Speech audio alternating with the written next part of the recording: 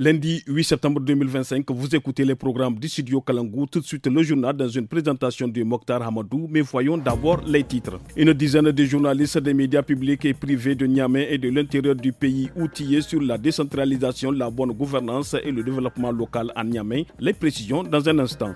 Au Niger, près de 25 000 adultes ont pris part à la campagne d'alphabétisation cette année, dont près de 80% de femmes. Les détails dans ce journal-là.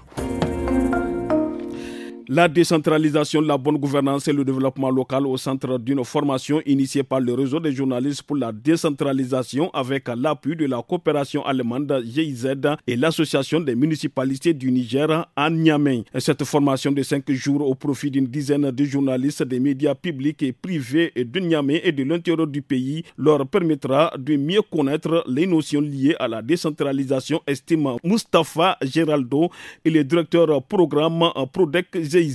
On l'écoute au micro du studio Kalangou. Nous remarquons qu'à chaque fois, quand il y a une couverture médiatique, les journalistes ne reflètent pas exactement la physionomie de ce qui s'est passé. Il leur manque plutôt la notion sur la décentralisation et le développement local. Donc c'est de ce constat que nous sommes partis. Et ensuite, nous avons parlé avec l'association des municipalités du Niger qui a accueilli à bras ouverts cette initiative. Pourquoi ne pas sélectionner un certain nombre de journalistes, les former sur les b.a.-ba de la décentralisation, du développement local et les accompagner maintenant sur le terrain dans ce qu'ils font pour les rendre experts dans ce domaine aussi. Que ces journalistes soient capables d'initier des débats publics pour parler du développement local, puisque le développement c'est à la base. Ali Soumana, fondateur et directeur de publication de l'hebdomadaire Le Courrier, a été interpellé hier dimanche à Niamey par la police judiciaire. Selon le journal en ligne Actu Niger, cette arrestation fait suite à une plainte introduite par les autorités en lien avec l'apparition la semaine dernière d'un article dans Le Courrier intitulé « Fraude et transactions douanières ».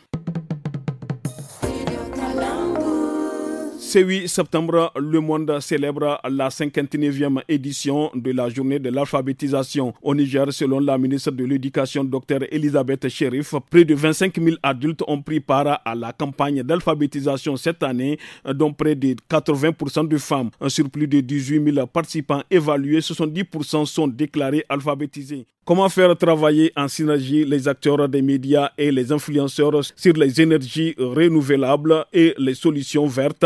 C'est à cela que le réseau de la jeunesse nigérienne pour le changement climatique s'est attelé en organisant vendredi dernier à Niamey une session de sensibilisation. Cette initiative s'inscrit dans le cadre de la mise en œuvre des activités du projet Top TVET. Garba Abdou Aboubakari, le chef du projet, au micro d'Assoumana China. C'est un projet qui a vocation éducation, transformation professionnelle. C'est le partenaire ASSO-EPT qui travaille avec les centres de formation des métiers. Les élèves au niveau de ces centres qui sont dans les filières électricité reçoivent des formations sur l'installation et l'entretien des équipements solaires. La jeunesse suit en temps réel tout ce que vous faites en tant qu'influenceur, en tant que média. Et nous savons la capacité d'influence que vous avez. On s'est dit que pourquoi ne pas se rencontrer avec ces acteurs, partager toute la vision qu'on a dans le cadre de ce projet-là par rapport aux questions de la promotion des énergies renouvelables et de l'employabilité verte et toucher là où nos moyens ne nous permettent pas d'y aller. Les activités du Hajj 2026 sont lancées le samedi 6 septembre par le commissariat à l'organisation du Hajj et la Oumra du Niger. Quelques innovations sont apportées pour l'année prochaine.